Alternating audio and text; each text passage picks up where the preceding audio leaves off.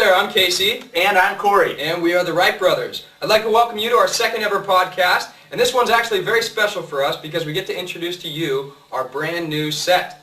That's right. And what makes this set so special is that it's completely portable. And we can and will be taking it to various spots around the world throughout 2007 as we film our monthly podcast. So we couldn't think of any better place to start than in the entertainment capital of the world, Guadalajara, Mexico. All right, Corey, so why don't you kick us off and talk about today's topic? All right. Today we're going to be sharing with you guys about YouTube. Something that, has really been in headlines all over throughout the last 18 months. And no, you're right. Over the last 18 months, there's probably nothing that has been more widely publicized. You think about the Google purchase, $1.6 billion for YouTube, something that raised a lot of eyebrows. But, you look at Google's track record, and it's probably going to make a lot of sense when it comes down to it. That's right. And then even going to Time Magazine, when they selected their Man of the Year as You, with just the mirror on the cover, which was kind of that cool little computer graphic with the mirror. Yeah, right, which was kind of made me wonder at first, but when you start to think about it, you, meaning us as people and society, really was the Man of the Year with everything that the wealth of knowledge that we've been able to share with others through computers and the internet, and particularly YouTube it being one of those main channels for that. No, exactly. And I think what you're touching on is that what was happening wasn't only a shift in technology, but really a shift culturally in the way people are exchanging ideas, the way they're talking with each other, and that's what makes YouTube so significant. So, as you guys might have guessed, there are actually a lot of great ways for agents to market themselves using YouTube, and not only that, but to connect with their clients and to serve their clients in a very valuable way. So that's what we're going to be talking to you guys about today. So with that, let's dive into YouTube. All right, so how can you put YouTube to work for you?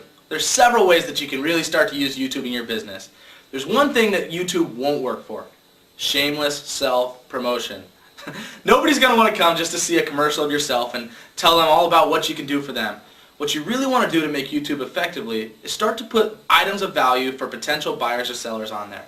So if you could do things like, let's say, a video buyer's guide or a video seller's guide that's going to walk any potential client through the buying and selling process of their home, it's not only going to be extremely valuable for that buyer and seller, it's also going to start to show off your expertise. So it is kind of that commercial for yourself, but demonstrating it through expertise rather than just shameless self-promotion. Now, another way that you can really start to use YouTube effectively is to market your listings online. So as you get videos of your listings, not only are you going to do all the other advertising and marketing that you would normally do of your listings, but you're going to post it on YouTube as well. It's a great thing that you can put in your listing presentation to show your technological proficiency to your potential buyers or sellers, and also a great way to market homes and direct buyers to your listings as well. Alright, well now we should take a couple minutes to talk to you guys about the community guidelines for YouTube. And this is really one of the best things about YouTube. They're very lax about what you can upload up there, but they do have a couple guidelines and we want to remind you of them. Now the first thing is, and I don't really anticipate this being a problem for anyone out there, but they don't allow you to put anything that's illegal or sexually explicit. So of course, steer clear of that. Now the second thing, and I really haven't seen them monitor this that effectively, but theoretically you're not supposed to be uploading copyrighted material. So again, steer clear of that. Now the third thing, and this is something you will need to think about, is the 5-minute time length. You are not allowed to put any video that exceeds 5 minutes in length. If you do, it won't be accepted by YouTube. So if you have something you want to do that was longer, like say a buyer or seller's guide, the way to do that would be to break it up into individual portions. Like you could do a portion on how to prepare your home for the market, and then another one on what to do when an offer comes in. So that's pretty much it for the YouTube guidelines. Alright, now that you guys know what type of video you're going to make, because I gave you some great ideas, and you've made it in accordance with all the YouTube community guidelines that Casey just talked about, you guys are ready to upload. Now in order to upload, you do need to have a YouTube account, but signing up for one is free. So all you need to do is go to youtube.com, sign up for an account, fill in a little bit of personal information, and you're ready to upload. Now YouTube walks you through all the very simple instructions to upload your videos, so we won't get into detail about that.